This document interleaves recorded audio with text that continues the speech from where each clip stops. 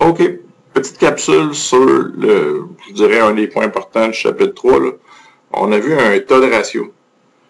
Qu'est-ce qu'on fait avec ça? L'entité de Dupont, c'est un bon exemple, ou l'analyse de Dupont, ou la décomposition, c'est un bon exemple.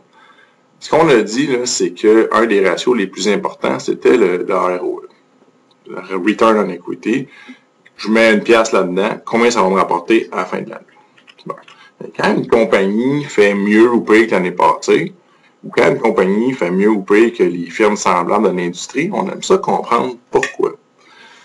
Donc, ce qu'on fait, c'est qu'on décompose mon ROE en 3 morceaux distincts. Donc, l'équation que vous avez ici, prenez-la par cœur, être sur la feuille de formule que vous allez avoir avec l'examen. RFP, rendement des fonds propres, ROE, Return on Equity, c'est la même chose. Ça, c'est la même chose que mon ROE. Remarquez que j'ai juste exprimé ça de façon différente. Barré, chiffre d'affaires. Actif, il va vous rester quoi? Bénéfice net sur fonds propres. C'est la définition même du ROE. Donc, je fais juste exprimer de façon différente le ROE. Puis, ce qu'on va faire, c'est qu'on va pouvoir regarder, c'est où que ma compagnie a fait une bonne job, puis c'est où que la compagnie a fait une mauvaise job. Ça ici, c'est ma marge de profit net. Ça ici, ça va être un coefficient de rotation de l'actif, ça va représenter ma gestion des actifs. Puis ça ici, ça va représenter A sur E, ça va représenter mon levier financier, jusqu'à quel point j'utilise l'argent des autres, des créanciers pour faire de l'argent. Fait qu'on peut toujours exprimer le ROE d'une compagnie par la multiplication de ces 3 facteurs-là. Puis après, on va aller voir. Si j'ai une grosse différence dans le premier élément, je vais fouiller de ce côté-là. S'il y a une grosse différence dans le deuxième, je vais aller fouiller là. Puis dans le levier, je vais aller fouiller là. Et quand je dis fouiller, là, on vous a donné un super bon exemple sur le site. Ça ressemble à ça. L'exemple, vous allez le retrouver ici. Ça, je m'arrangerai pour être capable de suivre. Vous avez tout, là, tout est détaillé. Là, j'ai rien de nouveau ici. Là. Je m'arrangerai pour être capable de suivre ça. Là. Grandir ça un petit peu. Que ça soit cute. Bon. Ça, c'est ma formule. Les chiffres, vous les avez sur le site. Je ne vous montre pas comment faire les calculs, je vous montre plus la logique de l'analyse. Donc, vous pouvez aller voir sur le site pour trouver les états financiers qui sont ici. C'est une bonne façon de se pratiquer, dans le fond, en même temps. Là. Vous faites le calcul pour 2016. Ça, c'est mon ROE, séparé en 3. Puis, vous faites le même calcul pour 2014, séparé en 3. Vous allez voir une grosse amélioration pour la compagnie entre ces 2 années-là. Pourquoi? Comment? Qu'est-ce qui s'est passé? Fait que le Dupont nous permet de faire ça. Dupont, ça vient de la compagnie américaine là, de produits chimiques, là, Dupont. Là. Ça, c'est une affaire qui date de 100 ans. Il n'y a rien de révolutionnaire là-dedans, là, mais c'est pour vous dire comment c'est cute et courant, là, ça marche encore, c'est utilisé encore. Alors, on regarde. Bon, mais je sais que mon chiffre est bien plus gros ici. La réponse, elle vient-tu de là? 1.8, 1.84? Il ne se passe rien ici. Ici, mon gestion de l'actif, mon coefficient de rotation de l'actif, il est un petit peu meilleur. Donc, on va aller fouiller un petit peu là. Puis ma marge nette était de 5,78. Elle est rendue à 7,5. C'est quand même, en pourcentage, une bonne différence. On va aller fouiller de ce côté-là. Quand on dit fouiller, quand on dit on peut pousser plus loin, c'est ça qu'on fait ici. Ça vous donne une idée. Ça, c'est ma marge nette. Ça, c'est bénéfice net sur vente. Mais ça, c'est la fin. Ça, c'est la dernière ligne de mon état des résultats sur ma première ligne. Vous pouvez remonter dans l'état des résultats. Vous pouvez aller voir le BAI sur les ventes totales. Vous pouvez aller voir juste qu'est-ce qui reste après le coût des marchandises vendues qui donne la marge bénéficiaire brute. Là, on est capable d'expliquer différemment qu'est-ce qui s'est passé. Une amélioration ici.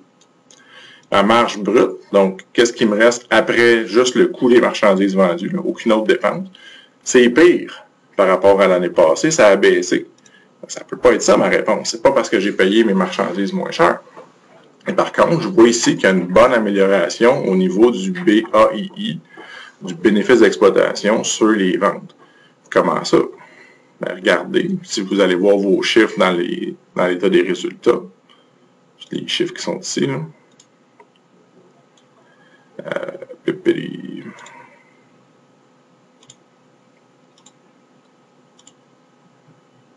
Pour la compagnie. Non, j'ai pas les... excusez-moi, je vais retrouver les états financiers.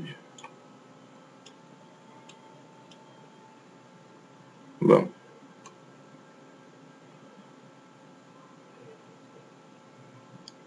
Ceux qui sont ici. Excusez. Vous allez avoir l'état des résultats qui est ici. Bon, vous allez voir qu'il y a une grosse hausse des ventes. Ce qu'on a mesuré ici. Le coût des marchandises vendues il a augmenté de façon proportionnelle. Pas mal semblable ici. Mais si vous regardez vos dépenses, mais regardez ici le chiffre 5,98, 5,85, elles n'ont presque pas augmenté. Fait que la marge bénéficiaire brute, elle avait baissé. Ça, par rapport à ça, ça avait baissé par rapport à l'année passée. Mais quand vous arrivez ici, vous avez fait un bien meilleur contrôle de vos dépenses d'exploitation. Tout ce qui se retrouve ici. Donc, au bout de la ligne, vous avez vendu 20% de plus. Puis vos dépenses d'exploitation ont seulement augmenté de 2%. Donc, c'est sûr qu'au bout de la ligne, vous allez faire plus d'argent. Ce qu'on va dire là, quand on dit « aller pousser plus loin », aller comprendre cette augmentation-là, c'est ça. C'est de regarder les différentes marges. C'est d'aller dire, OK, est-ce que c'est ici la solution ou l'explication? Est-ce que c'est ici, dans le BAI, dans le bénéfice d'exploitation, pour finalement voir qu'il y a une amélioration en bas ici complètement dans le bénéfice net. Celle qu'on va regarder, c'est la marge nette, la marge de profit, la marge de bénéfice d'exploitation, ce qu'on appelle la marge bénéficiaire d'exploitation, BAI sur vente, et la marge brute. C'est ça qu'on va regarder. Fait que ça va nous permettre de mettre le doigt sur, ben OK, c'est ici que ça s'est passé dans les dépenses d'exploitation. L'autre facteur où est-ce qu'on avait remarqué une petite amélioration, c'était la rotation de l'actif. On fait de meilleur job de générer des ventes pour chaque dollar d'actif qu'on possède. Donc, si vous regardez aux états des résultats, les ventes qui sont ici, par rapport aux actifs qu'on utilise, ben, on génère un petit peu plus. L'actif a augmenté ici, sauf que nos ventes ont plus augmenté. Est-ce qu'on fait de meilleur job de gérer nos comptes à recevoir? Est-ce qu'on fait de meilleur job de gérer nos stocks? Combien de stocks ça prend pour supporter nos ventes? Et on remarque tout de suite, les stocks ont augmenté ici, mais très peu par rapport à l'augmentation des ventes. On va aller fouiller de ce côté-là. Même chose, grosse hausse des ventes. Les actifs ont augmenté, donc le chiffre qu'on voyait ici, là. 3, 2, 6, 9, ici, par rapport à ça. Ça a augmenté, mais de seulement 10%. Donc, on fait de meilleur job. Alors, on a une bonne gestion, on utilise mieux nos actifs. On est capable de générer plus de vente avec les actifs. Les stocks, ben, on a vu qu'on était meilleur. On a besoin de moins de stocks pour supporter ce niveau de vente-là. Ce chiffre-là, ici, ça veut dire qu'on vend notre stock, on vend l'équivalent de notre stock 7 fois par année. Plus ça tourne, plus ce chiffre-là est élevé, mieux c'est. Même chose ici, plus ce chiffre-là est élevé, mieux c'est. On a fait une job un peu pire par rapport à l'année passée. Donc, la réponse n'est pas ici. Ça ici, c'est meilleur. Donc, par rapport à nos immobilisations, on est capable de générer plus de ventes. Pourquoi qu'on a une meilleure rotation de l'actif, meilleure gestion des stocks, meilleure gestion des immobilisations? C'est pas au niveau des comptes clients qu'on a fait une bonne job. Le dernier élément, on avait vu qu'il n'y avait pas vraiment de changement ici. Là, ça n'arrivera jamais avec exactement au même chiffre. Là, c'est un ordre de grandeur. 1.8, 1.84. Rien de significatif qui se passe ici. Puis finalement, ça c'est par rapport à soi-même, par rapport à l'année passée, par rapport à l'industrie. Ben, si on fait l'industrie en 2014, puis on la compare à la compagnie en 2014, on va voir que le secteur, les compagnies semblables, ont un ROE plus élevé. On fait la même chose. On dit, OK, c'est quoi leur marge bénéficiaire? C'est quoi leur marge nette? C'est bien pire que nous autres. Nous autres, on est meilleurs pour générer du profit pour chaque dollar de vente. Par contre, ils utilisent beaucoup plus de leviers financiers que nous autres et ils font une bien meilleure job de rotation, de gestion de l'actif. Ça ici, C'est un point fort de la compagnie. Notre marge nette est bien meilleure que l'industrie. On n'ira pas fouiller là nécessairement. Les problèmes, les difficultés ont l'air ici. On va fouiller là.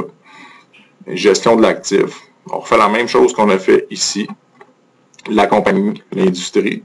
On fait une meilleure job que l'industrie pour nos stocks. Fait que c'est pas là le problème. C'est ici. Les comptes clients, les compagnies récupèrent le compte client bien plus vite que nous autres. Donc, ça veut dire que nous autres, ça nous prend 2 mois récupérer un compte client à peu près, là, alors que la compagnie, l'industrie, ça prend 1 mois. C'est de l'argent qui dort. Ça, c'est des économies que les autres font par rapport à nous autres. Puis au bout de la ligne, si vous regardez aussi les immobilisations, ils font la même chose. On ne génère pas assez de ventes. Il faut supporter trop d'actifs pour générer les mêmes ventes ou le même dollar de vente que l'industrie. Fait que si on veut s'améliorer, si on veut améliorer ce chiffre-là, il faudrait regarder de ce côté-là. L'analyse du pont, c'est à ça que ça sert. Elle dit, regardez pas du côté de votre marge nette, regardez pas du côté de votre gestion des stocks. C'est beau, ça. C'est ici qu'il faut s'améliorer. Puis le levier, ça, c'est une question de combien de dettes on va utiliser. Ce qu'on peut dire, c'est que si une compagnie utilise beaucoup plus de dettes, elle va avoir des paiements d'intérêt plus élevés à faire.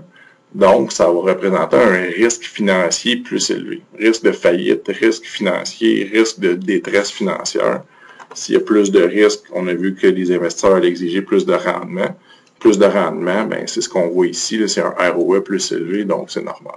Donc, je dirais que le dernier est un petit peu plus dur à développer, mais je m'arrangerais pour être capable de faire le petit genre de développement qu'on a fait là, pour les 2 premiers, que ce soit pour les marges ou pour la gestion de l'actif.